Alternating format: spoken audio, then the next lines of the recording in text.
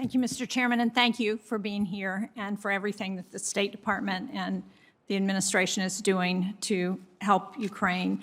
As I'm sure you're aware, I weighed in with Senator Portman over the weekend on the importance of providing jets through Poland for the Ukrainians after we heard from President Zelensky that that was his number one request.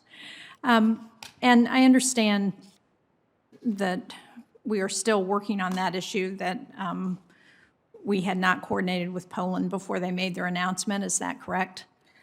Not to my knowledge, and I was in a meeting where I ought to have heard about that just before I came, so I think that actually was a surprise move by the Poles. And that one of the challenges is being able to backfill any planes that are provided to Ukraine. Is there a willingness on the part of other of our European allies to help support this effort?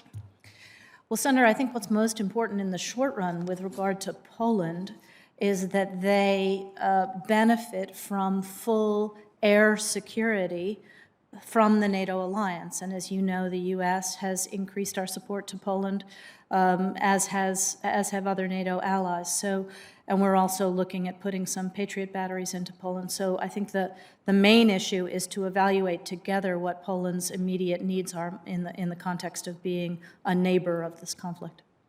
And I certainly agreed with the line of questioning that you heard from Senator Rubio about the disinformation and what, if you want to know what Russia's planning, look at what they're accusing us of. Exactly. To what extent are we working with our allies on the responding to the disinformation that is out there that Russia's putting out? Because obviously the Baltic countries, Poland, a number of our Eastern European allies have long experience with responding to disinformation on the part of Russia. Are we coordinating that effort in any way?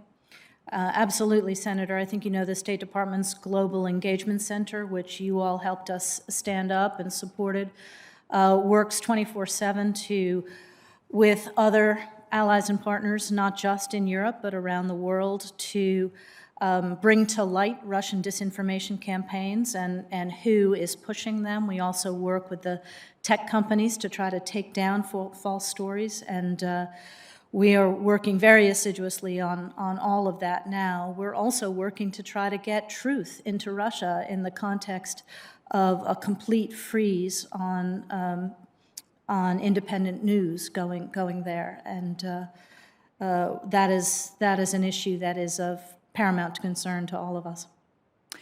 So how are we replacing the information that might have been shared through social media that is no longer operating in Russia? Are we looking specifically in that area?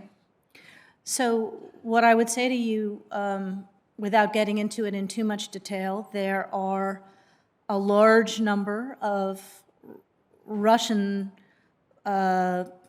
independent journalists who are now active outside the country, who make use of the internet and Telegram and other channels to get truth into Russia.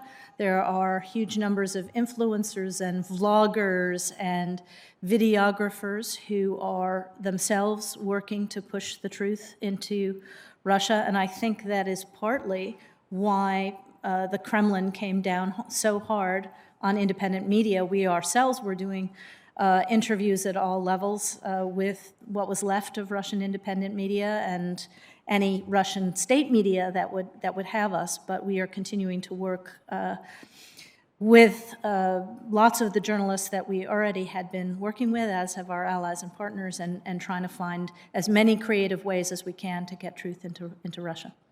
Thank you. And finally, as you're aware, the European subcommittee did a hearing on the Black Sea region a month or so ago. And one of the things we heard is that the administration was working on a strategy for the Black Sea. Can you talk about how what Russia has done affects what that strategy might look like in the future? I think the greatest concern is the fact that as Putin has installed more and more weapons and more sophisticated weapons onto the Crimean Peninsula, he has used that weaponry to threaten freedom of navigation and to claim greater and greater parts of the Black Sea well beyond territorial limits. You will remember from the fall, I can't remember the name of the British ship that came under fire when it was well in international waters. So we have a regular rotation of NATO exercises and U.S. exercises into the Black Sea to show presence and try to keep the Black Sea open. But we are also working on the capability of all of those states on the littoral, Romania, Bulgaria, Turkey.